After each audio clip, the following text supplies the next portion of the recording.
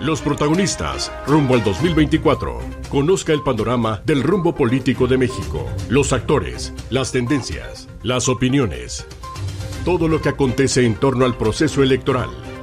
Los protagonistas rumbo al 2024. Comenzamos. Bienvenidos a Los Protagonistas, buenas tardes en este arranque de semana, en este lunes. Vamos a platicar con otro de los personajes que se encuentra en el escenario político nacional. Vamos a estar a lo largo de esta media hora conversando con Eduardo Ramírez Aguilar, el presidente de la Junta de Coordinación Política en el Senado de la República. Estaremos platicando acerca de su visión, de su análisis, de cómo ve las cosas en este proceso que está tejiendo fino a lo largo y ancho de la República Mexicana de cara al proceso electoral del próximo año. ¿Cómo se están organizando las fuerzas políticas?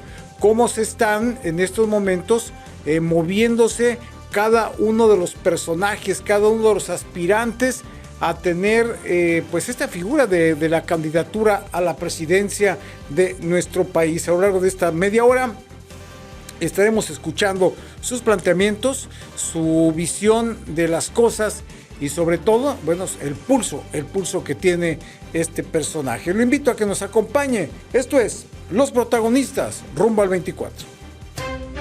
Los protagonistas rumbo al 2024. Todo sobre la justa electoral.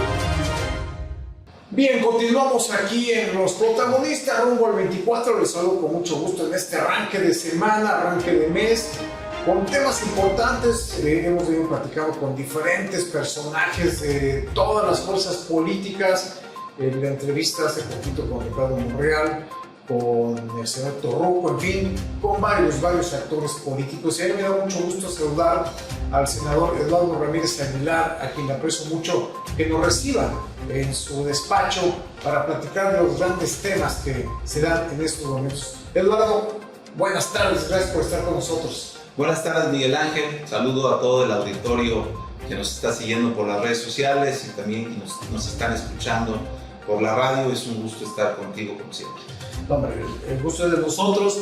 Hemos platicado acerca de cómo van los tiempos y los escenarios rumbo al 24. Con todas las fuerzas políticas, Eduardo, ¿cómo sientes allá en el centro de la República Mexicana todos estos movimientos importantes entre Morena, Verde, PT con esta alianza frente a la del PRI-PRD y el Partido Acción Nacional y todo lo de Xochitl Gálvez, en fin? ¿Tu panorama cuál es? Mira, evidentemente Morena tiene una amplia simpatía en nuestra república. El trabajo que ha hecho el presidente Andrés Manuel López Obrador ha sido muy eficaz para ayudar a los más pobres, a los más necesitados, a través de los programas sociales. Estos programas tienen como objetivo abatir la desigualdad e instaurar un modelo económico que se llama el estado del bienestar. Y aquí se privilegia, como en países, no es algo nuevo, es algo que se ha echado a andar en países europeos, que la desigualdad no sea marcada y que la gente tenga mejores condiciones de vida a través de la redistribución del ingreso. Y ahora en México hay un amplio sector de la población, de adultos mayores, de personas con discapacidad, de jóvenes que reciben el apoyo para seguir estudiando, para trabajar, para mantenerse en el caso de los adultos mayores, y de las personas con discapacidad, que las familias tienen un gasto más oneroso que una persona, un integrante de la familia que puede movilizarse o trasladarse y estar muy en condiciones para ser autosuficientes. Muchas personas con discapacidad lo son, pero algunas de ellas no.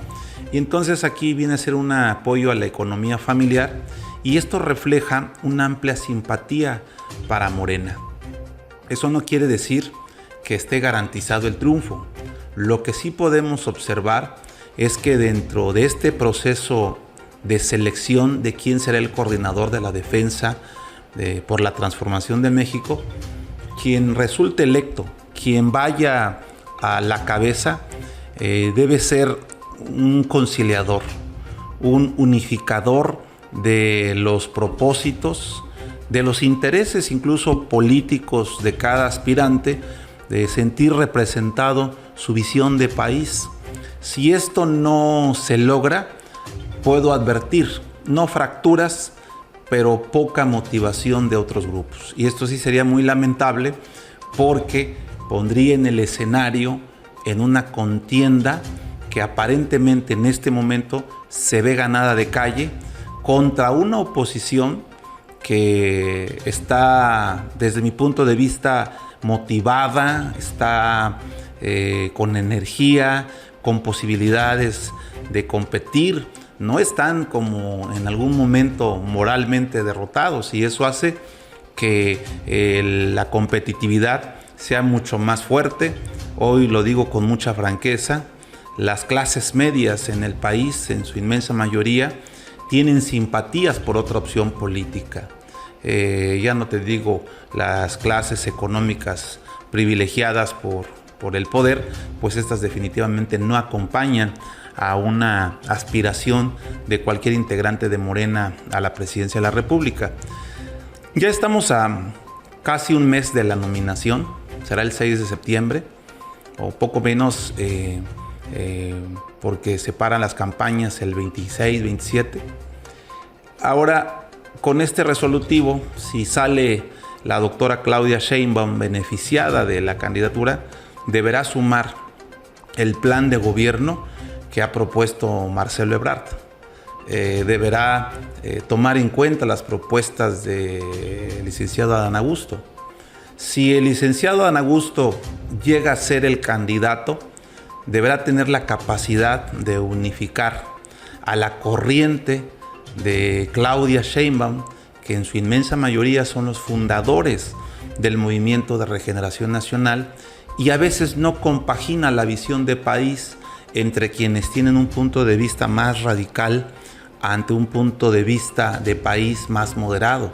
Entonces aquí también deberá articularse ese tipo de encuentros y de escenarios que incorporen. Si en el caso fuera Marcelo Ebrard, deberá reconciliarse con la base de Morena, deberá atraer a los morenistas de cepa para poder generar unidad, para poder generar consenso y transite en una candidatura viable con amplias posibilidades de triunfo.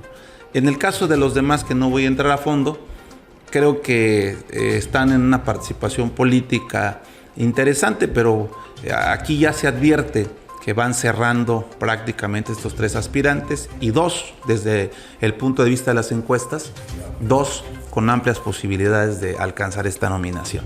Entonces, yo aquí veo que quien resulte electo o electa, su trabajo es la conciliación, es la suma de capitales políticos en todo el país, porque no vamos a llevar a López Obrador en la boleta. No es el mismo escenario el 2018 que el 24. La gente salió a votar por un cambio verdadero, como se llamó en ese momento el lema de campaña. Ahora han probado a PRI, han probado a PAN, probaron la izquierda con Morena frente al licenciado Andrés Manuel. El gran reto que tiene Morena es mantener cautivo a esos simpatizantes para ganar contundente la presidencia de la República. Esto es por el lado de la presidencia.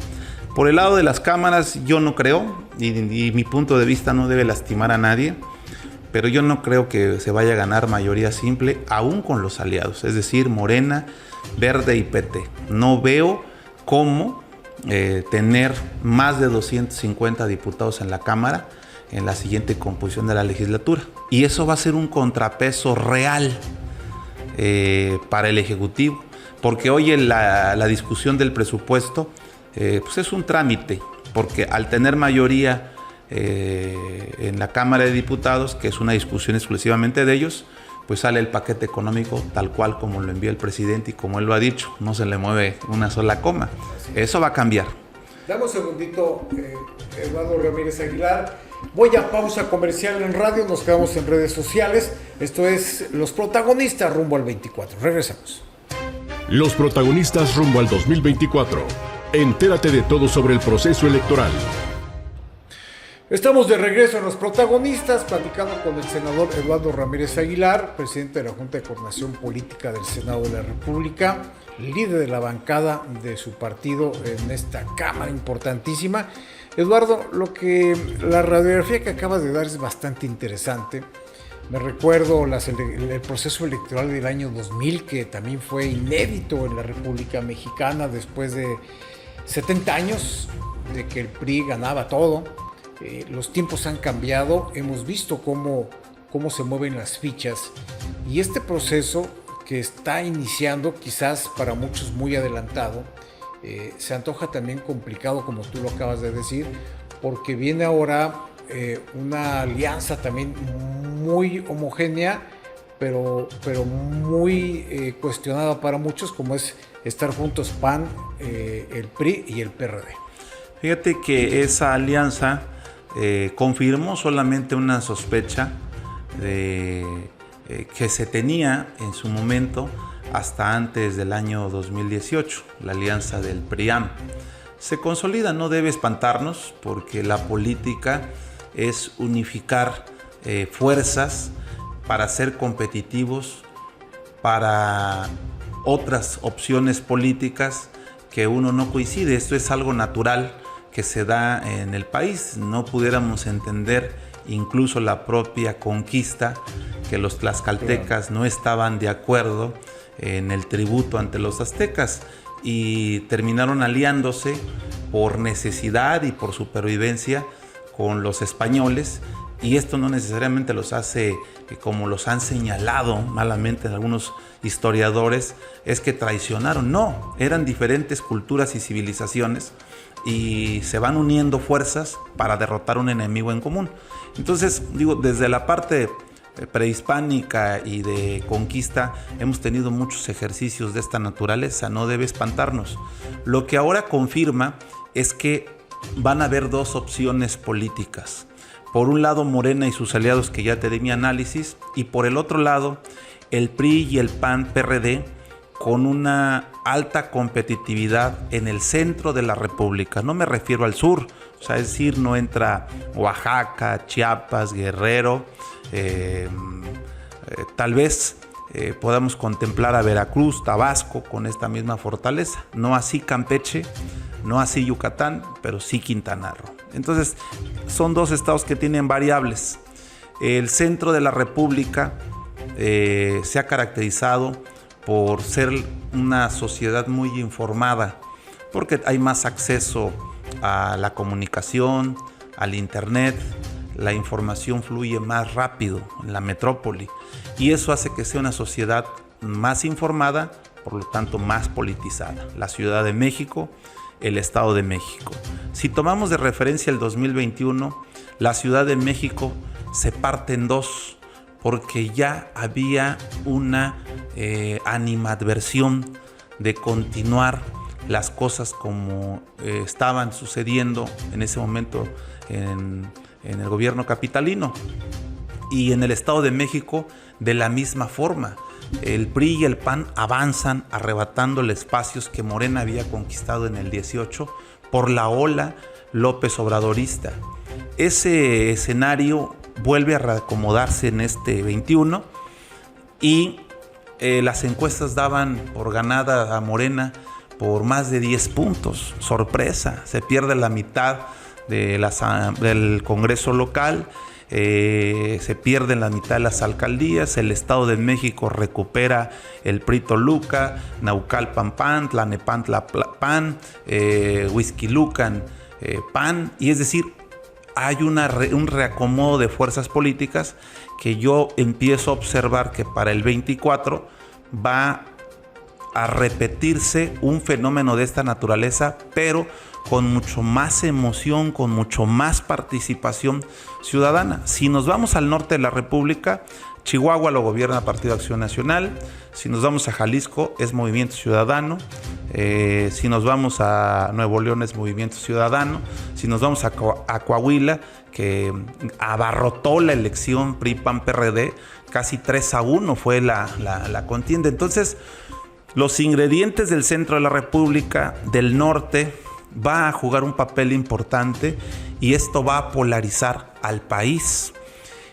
Si Movimiento Ciudadano se quiere erigir como una tercera opción, puede ser que le vaya bien en rentabilidad electoral y pueda asumirse a disputarle el segundo lugar al Partido Acción Nacional en la conformación de las cámaras.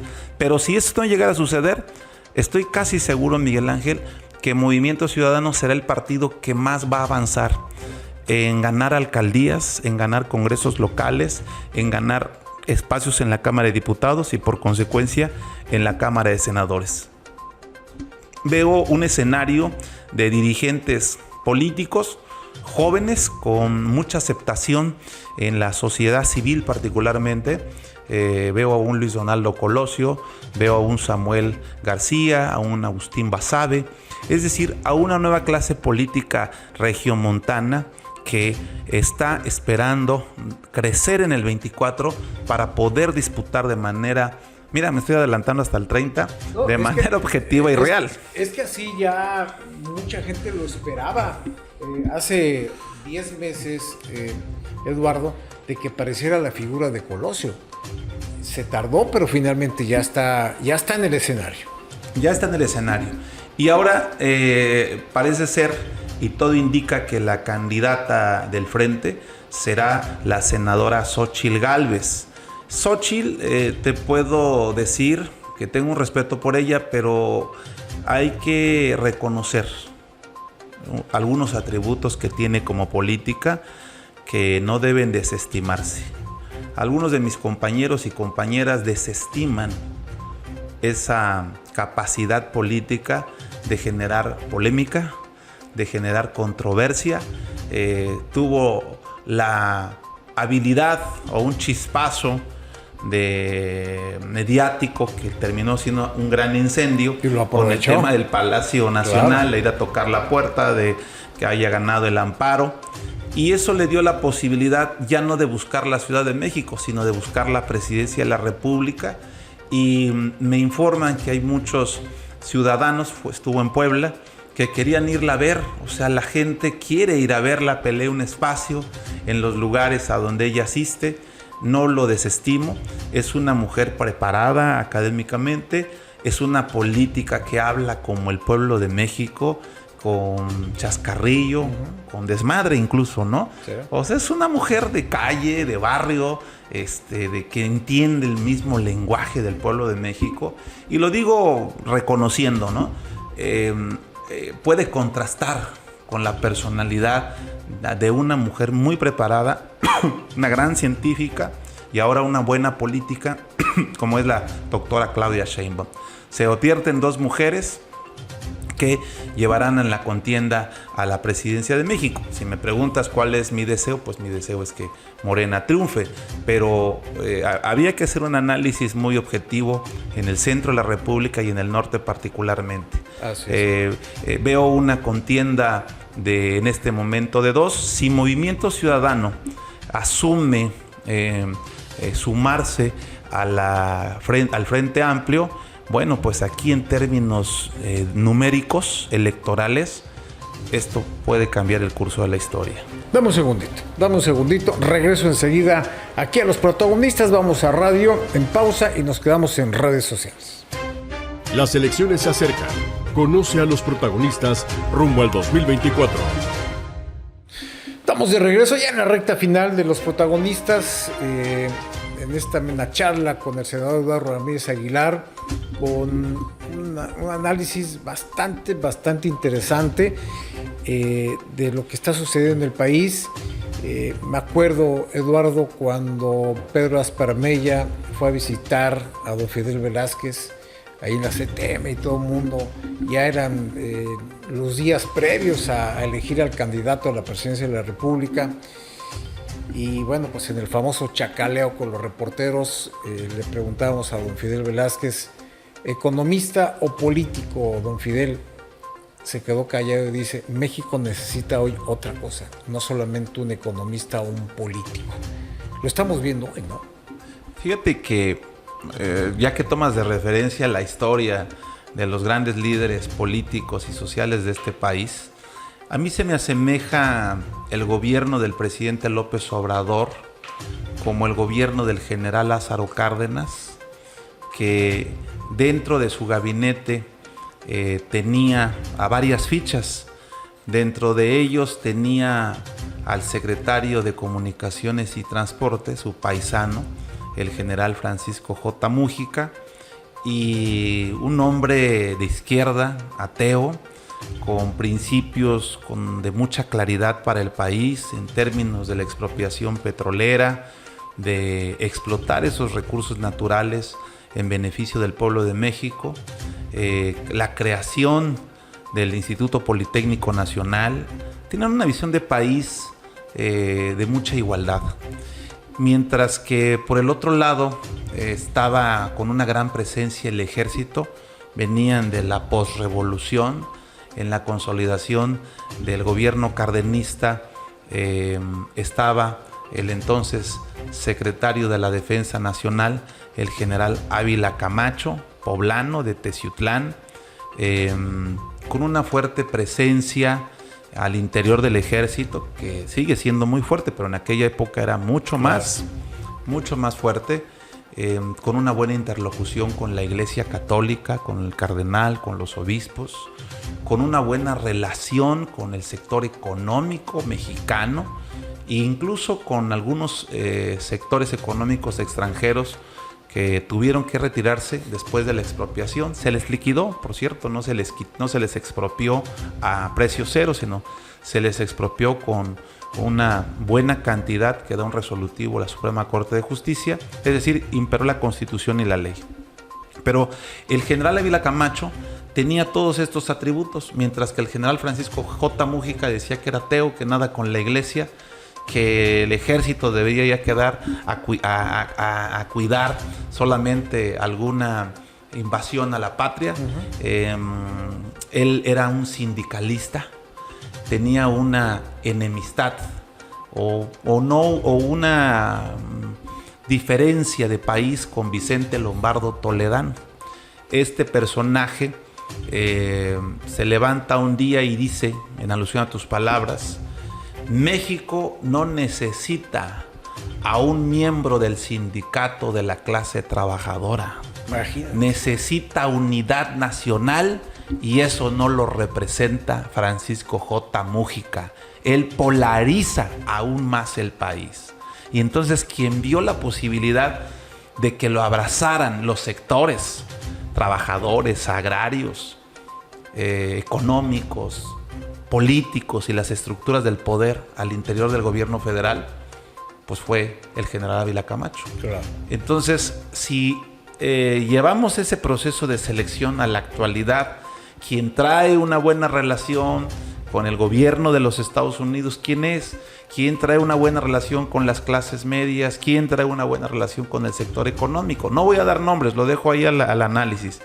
¿Y quién tiene más definición con el proyecto del estado del bienestar, de abatir la desigualdad, con una posición además muy justa y muy legítima? ¿Quién lo representa? Lo dejo al análisis. Entonces estamos en dos vertientes de esta naturaleza que está volviendo a repetirse frente a un presidente que hizo historia, y como fue Lázaro Cárdenas, el presidente López Obrador hará historia, pero se vuelve a encontrar nuevamente en esta coyuntura. Yo creo que falta muy poco, Miguel. La historia nos ha enseñado mucho. La historia no se equivoca. Los que nos equivocamos somos sus protagonistas. Claro. Se hacen bolas, diría. Fíjate que decía Nelson Mandela que a los políticos nos gana el día a día y nos queda poco tiempo para reflexionar. Entonces, un dirigente como Nelson Mandela recomendaba que trabajara 6 horas de manera ejecutiva, ordenando, y el resto de tu día debes reflexionar lo que vas a hacer al siguiente, y ese hay que dedicarle otras 6 horas. Claro. Pero nos gana el día a día y los problemas, y no ha sido la excepción en México y en el mundo, quienes somos los hombres públicos y quienes tenemos la responsabilidad de garantizar el desarrollo de la nación desde el ámbito de nuestras responsabilidades. Entonces, aquí la reflexión es no debe ganarnos el día a día. Hay que reflexionar el tipo de país que queremos hacer. Yo he hecho un análisis profundo y me he preguntado qué tipo de país le quiero dejar a mis 3 hijas. Claro. ¿Cuál es el tipo de país que quiero para ellas? Y en esa pregunta me surgen algunas respuestas y otras que todavía no he logrado responder, pero se logra con el análisis de la reflexión junto con otros compañeros. Vienen cosas interesantes, Miguel, para México. Nos falta poco y yo espero que me vuelvas a invitar para seguir dándole seguimiento a esta selección de candidatos, ya en su momento candidatos en sus carriles, y hacer un análisis más concreto y de qué representa cada uno de ellos. Yo te aprecio mucho, Eduardo. Se nos acaba el tiempo, pero falta el capítulo Chiapas. Te he escuchado, he visto junto con otros actores sus pronunciamientos, sus definiciones. ¿Cuál es la tuya en este momento? Escuchábamos tu definición hace un par de semanas. ¿Sigue la misma definición? Completamente. Es una cita con mi destino, Chiapas. Me siento emocional, espiritual, académicamente listo, preparado para asumir esta responsabilidad, que no es una tarea fácil. Hay que asumir de frente los problemas que tiene el Estado, asumirlos con honor, con compromiso e incluso hasta con un poco de riesgo, pero hay que asumirlo. Y creo yo que en estos momentos quien representa esos atributos, quien representa valentía, decisión, concretar un propósito de pacificación en todos los sentidos, a partir de todos los perfiles que están, creo que el de mayor experiencia, el de mayor contenido político y social y de conocimiento de la realidad de Chiapas, lo representa Eduardo Ramírez. Pues te aprecio mucho. Nos quedamos con ese inicio de capítulo cuando los tiempos estén puestos sobre el escenario, y como siempre te aprecio de verdad tu tiempo y todo esto que le has platicado a la audiencia. Muchas gracias. Gracias, querido Miguel Ángel, y gracias al equipo de producción. Gracias. A nombre justamente de Óscar Gómez, de Hans Rico Gómez Cano en la producción, Elena Zúñiga, Montserrat Hernández y Jan Aguilar en la realización y producción, se despide usted, Miguel Ángel Osorio. Nos escuchamos y nos vemos la próxima semana y mañana muy tempranito en Notinúcleo, primera emisión. Hasta pronto. Los actores, las tendencias, las opiniones, todo lo que acontece en torno al proceso electoral. Los protagonistas, rumbo al 2024. Lo esperamos el siguiente lunes, por esta estación.